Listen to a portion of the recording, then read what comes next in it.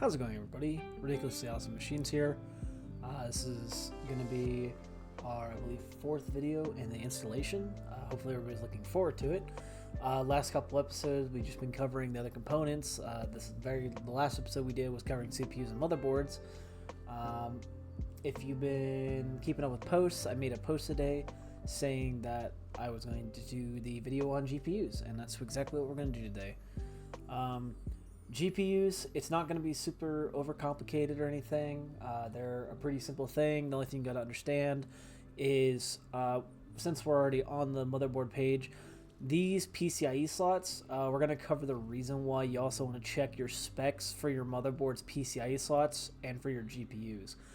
Because if you have a incorrect PCIe slot for your graphics card that you have, then it's not going to work. So whenever you're going to get your CPU and your motherboard, take note of what your PCIe slot's going to be, because it's going to determine what series of graphics card you can get, and I'll explain more about that. So let's go ahead and move into the next page, shall we? So GPU, what's that stand for? Graphics Processing Unit. This is your graphics. It's what allows you to see everything, and it's going to determine what kind of ratios and what kind of quality you can run your games at. So typically you're only going to see two different types of CPU or GPUs. You're going to see NVIDIA, which is one of the main brands for GPUs, and you're going to see AMD. These two are like your top ones. So NVIDIA, they are making what they have is the GT and the RTX graphics cards. You don't typically see GT anymore, but they do exist still, and I know plenty of people that still use GT. And then AMD, they how they label their graphics cards is a little different, but from what I've seen, it's SV and or SE and SL. So, but yeah, it's wait, hold on, what is that? Is that a Intel Arc GPU? Hold on a sec, we gotta fix this real quick. Hold on, we're just gonna there we go. Hold on.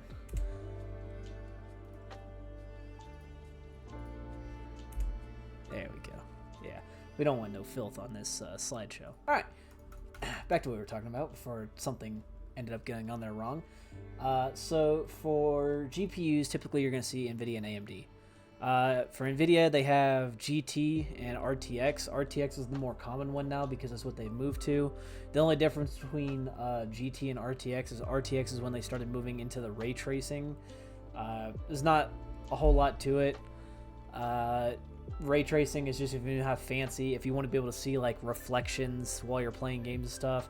Obviously, it's totally optional. You don't have to have reflections. I have an RTX GPU, but I almost never use it. The only game I've ever used ray tracing on is Minecraft, and Minecraft is like it looks really redundant, but it's also cool when you use it on Minecraft. So for NVIDIA, they have some older series, but we're just going to start with the 1000 series all the way up to the 5000 series. So what does that mean? It's kind of similar to how the GPUs work, except for in NVIDIA's case, their GPU, it literally goes 1000, 2000, 3000, 4000, and they're currently on the 5000 series. What kind of difference does that make? Well, for the the 1000 series, those were typically GT. They were before RTX. RTX started with the 20 series or the 2000 series. Most of the time you're going to see them refer to it as the 20 series because normally when you look at a graphics card, it's going to have the series number and then what type of graphics card it is in that series. But right now, like the big ones that I see a lot of people using is between the 10 series and the 50 series. Obviously, they each have their own caveats. The older you go, the less potential for graphics that you're going to have. But also, the more money it's going to cost for higher end graphics cards such as the 50 series. And another flaw that I've noticed with the 40 and 50 series graphics cards is they are ginormous. I mean, they look like a brick literally in your computers. They're huge, and I've heard tales of the 50 series either having electrical issues where your power supply won't go in properly, or the weight of the GPU itself is so much that, if you can see here, this is your connector for a PCIe slot. This connector will have so much weight on it that it will actually, the GPU will snap this piece off into the motherboard, and then this GPU becomes completely useless because you no longer have a connector. Compared to the 30 series and back that don't really have that issue typically because they're not, as bulky, they're not as big because, they weren't super graphics focused. They were good. Like I personally use a 3050. And then I'll explain what the different types in the series are for. So for the 10 to 50 series, typically you'll see them in different fashions. How it works and how GPUs work for NVIDIA is that they design the GPU. So the motherboard that all that is underneath of this, they design it, and then what they do is they give out, they sell the motherboards to other companies, and then the other companies design their own cooling system to go onto these GPUs, and then they sell their own, what they label as their own GPU, but it's still labeled under NVIDIA. So normally, like this one here is an MSI. This just means that NVIDIA sold sold their motherboard for their whatever graphics card this is to MSI, and then MSI designed the cooling for this GPU. So they designed this one to be a 3-fan GPU because they got a long motherboard for the 3-fan. Typically, getting a 3-fan or a 2-fan isn't the worst. I've had a 1-fan GPU before.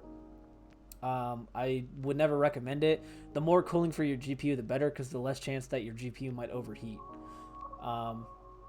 But yeah, so the company you buy it from, it really doesn't matter too much. What matters is the motherboard you're getting. So in my instance, I have a 3050, meaning that it's a 3000 or 30 series, and it's the 50 type. What does that mean? So a 3050 was made like basically when the 30 series got announced, it's basically an in-between for the 30 series and a 2090. That's basically all a 3050 is. It's like the bridge between the 30 series and the 20 series. But once you move into the 60, 70, 80, and 90, these are like fully into the next series. So the next graphics card that most people will usually move to if they're going to get a better graphics card would be a 60 series. That's your baseline for any series. So a 1060, a 2060, a 3060, a 4060, and a 5060. Those are all your baseline graphics card for the series. If you ever get a 5050, which I don't even believe they make just because of how bulky the 50 series graphics cards are, it's basically your bridge between a 40 and a 50 series. So whenever you look at a 50 series, it's never a bad option. I personally use a 2-fan Asus GPU myself, and mine's a 3050. And I'll explain why I haven't upgraded, because there's, like I was talking about with the motherboard, it's about compatibility. But yeah, for these, not super difficult. The main thing you're looking for when you're looking for these GPUs is cooling, reviews, and power consumption, because your power consumption for this will most likely dictate what power supply you want to get, which is why I always recommend for people that they get their power supply last, because you need to know how much power your computer is going to need at least a rough estimate. Obviously with a power supply as well, power to a component is going to be converted, because everything in a computer is just converted. But my main thing is, if you want I'm not going to say budget, but a decent graphics card for such as a gaming computer, then I would recommend getting probably a 30 or a 40 series. 50 series are for those hardcore people that know they're going to be that they want high-end graphics, because 50 series, not only are they like more new, but they're also a little bit more expensive, because of the fact that they're newer and they're bigger. So your 50 series graphics cards are like your 4K and 8K resolutions, like stuff that would be like ridiculously over needed for 90% of the games on the market these days. Hell, I've seen people, and believe it or not, I've seen people use a 1070 to play the modern Call of Duties. NVIDIA graphics cards are really good. Like, hands down, I'll still give it credit. But like I said, not a whole lot to it. Your high-end version, or your high ends of your series, are usually your 90s, and then your low ends are your 50s and 60s. So if you're ever looking for a decent graphics card, but you don't want to spend a ton of money, typically your 60 or your 50 or 60 versions are typically, they range around the same no matter what series you get. It just, once you start getting into the 70, 80, 90s, that's when it starts getting more pricey, and it will change depending on your series. Because you could get a 4090 for, we'll say, like between $600 to $1,000, and it's a little bit of an overestimate, but 90 versions of graphics cards for NVIDIA are pretty expensive. And then you could go and try and get a 5090, and then you're talking about possibly between $1,000 to $2,000. But on the other hand, if you go to get like a 3060 or a 4060, their prices might be about the same, sitting at about maybe $300 to $400, just because they're the baselines. They're pretty much the low end of that series, but they still produce, like, especially the 30 and 40 series. Because when I first built my computer, the 30 series was out, which is funny because it's only been maybe only 3 years since I built my computer and upgraded it. The 30 series was the new stuff. It was hot on the market. But nowadays they have the 50 series, and I'll explain the reason why I haven't upgraded once I get to the end of this. But NVIDIA, always a good choice. AMD, like I was saying, they have their own way of branding. From what I've seen, it's LE and SE is how they typically name their graphics cards. So for AMD, they have a lot of different names, but typically the big ones that I see is the 7000, the 8000, and the 9000 series. They also do their graphics cards differently compared to NVIDIA, where they do 50, 60, 70, 80, and 90. AMD, they do they start at the base number, which is 7000 or 9000, and then they add 100, and their name scheme and how they do stuff is weird. So for each of their series, they have a 7000, and then you'd have like a 7000, a 7100, a 7200, a 7250, a 7300, a 7350. If you kind of catch my drift, their naming seems a little weird, but if you just want to look at it in terms of just graphics cards, 7000 is like your older series, and 9000 is the current series. They're working on a 10,000 series, but I personally haven't really used AMD. I have talked to other people that have used AMD though, and they have said that the newer series of Raytheon graphics cards are more on par with NVIDIA.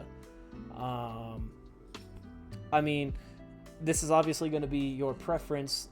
Always look at your reviews on graphics cards, especially because I don't believe I think AMD does do kind of the similar thing with NVIDIA, where they give out their motherboard to other computer component manufacturers to make their own cooling.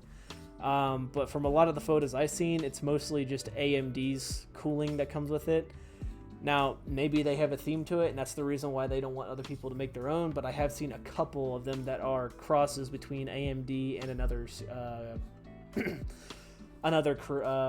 component creation company. So I don't have a lot to say on AMD because I'm more experienced with NVIDIA, but obviously look at reviews, and always you can always watch other people that know more about AMD for Raytheon or Radeon. I use an AMD processor, but I use an NVIDIA graphics card.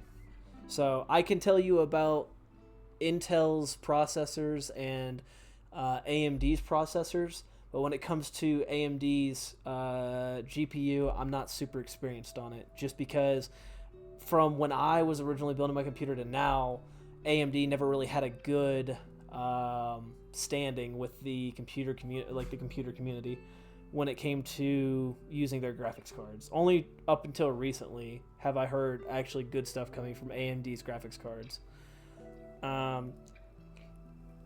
But then, as you all saw, there was a third GPU, but almost nobody looks at it, and it would be Intel's Arc GPUs. I'm gonna put this out flat right now. Using a Intel Arc GPU is on par with using a even older series NVIDIA graphics card, older than the 1000. So I would never recommend an Arc GPU, and I'm almost 99% sure Intel is actually pulling the plug on their GPUs just because they're not good. The problem is you already have two big competitors in the GPU market, so they only started doing their Arc GPUs in the past year or two, and it couldn't keep up with NVIDIA and AMD, who have been around doing not only AMD's been doing CPUs, which is why Intel's been against AMD, but NVIDIA has been around a long time. When computers started getting made is how long NVIDIA's been around. NVIDIA is an old company, and they've been in the GPU market for a long time. So trying to compete with them, Intel kind of, started stepping on toes, and then people realized that the Intel Arc GPUs are not good. Some of them can't even go past 1080p. They can't even get up to 4K. They can only get up to 1080p. So that's why I don't even want to cover Intel's Arc GPUs, just because there's not really a good standing with them. And then the last thing I'm going to cover is PCIe.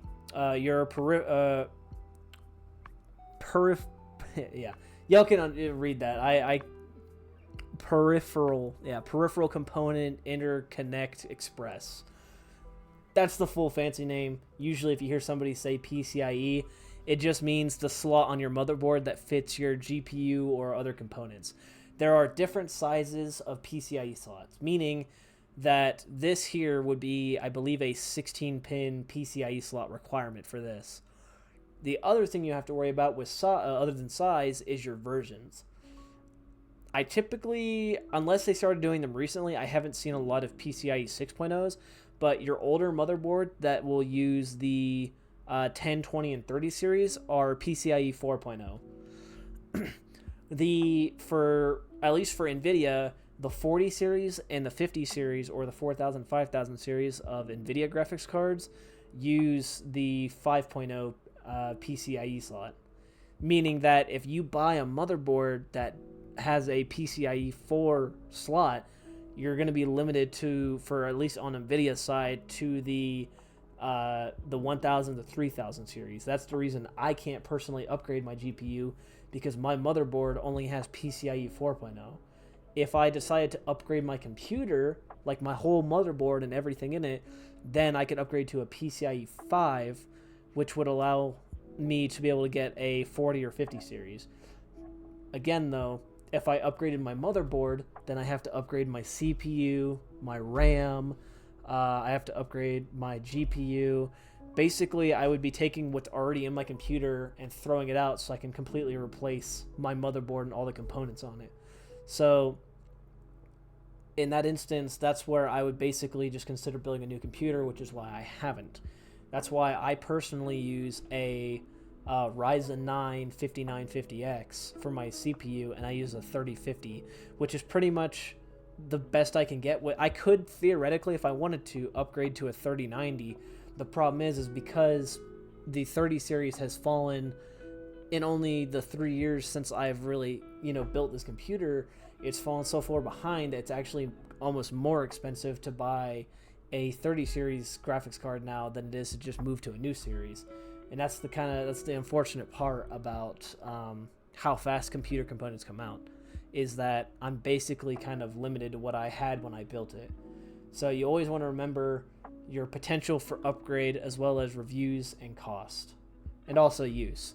Obviously, if you're doing an office computer, you might not even need this. This entire video might be completely useless to you because you can use a CPU with integrated graphics, meaning that you don't even need an expensive graphics card to have really good graphics, because all you're going to be doing is office work, so you don't need 4K to open up Word.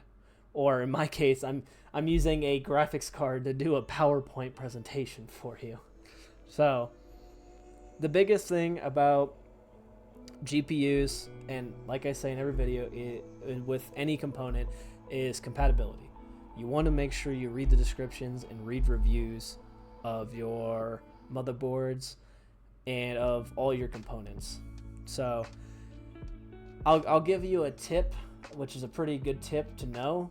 For most of the modern CPUs, like the newer generations, such as we'll go with AMD for this case, the 7000 and 9000 series of CPU for AMD is typically going to use a newer motherboard that's going to have a PCIe 5.0 slot, which means you're most likely going to have to use either a 40 or 50 series NVIDIA, or I believe between an 80 and 90 series AMD, because they use the newer PCIe slots, because these are newer graphics cards that require more.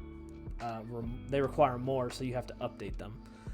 But if you decide that you want to build a more budget-friendly computer, you can go with what some people might refer to as older components. They're really not that old. Like my 5950X CPU is like 3 years old, like in comparison to the new ones. Like every year they're constantly pushing out new components, so what may be considered old is not old. You got to actually look at, when those components were made, so then you can actually know what is old. Because the thing is some of these new CPUs are still on par with the old CPUs, which is why I can still play every modern game in existence on a 5000 series AMD processor. It's really not something crazy, but look for your cost and your compatibility. That's my biggest thing, the biggest thing I'll always harp on. And as per usual, if y'all ever have any questions on anything computer related, whether it's building it or you're having technical issues, you can always send me a message. I even started a community chat for the YouTube channel, so now you can send up questions you have into the community chat on my channel, and I can make a thread that people can actually look at, so I'm not only answering just you, but everybody can see the answers that I have for your questions. But obviously, if you want to message me on private and ask about stuff, that's also very welcome. I have a whole email that this account is made from for you all to email me, just so you can ask questions about anything. So, but next video should be moving into power supply. We'll see if I do just power supply for next video, because power supply is a really simple one, so I might include power supply and storage. But yeah, hopefully you all enjoyed this video. Remember, leave a like, subscribe. I love when people come to watch. Already on my motherboard and CPU video, from what last I checked, it was already up to like 41 views. I know, doesn't sound like a lot, still gets me excited because I'm not typically a person that does a lot of videos. I typically do streaming. So seeing that people are interested in what I have, I always love to share knowledge. It's a big thing that I care about. But if you like the video, if you like learning about these components, and also if you're, in the future looking forward to me building computers so you can see me building them, definitely hit like, subscribe, send it to your friends if they are, big computer nerds and they want to learn more, or if you have, family members that want to learn. I'm always down to teach. So, but I'll see y'all in the next video.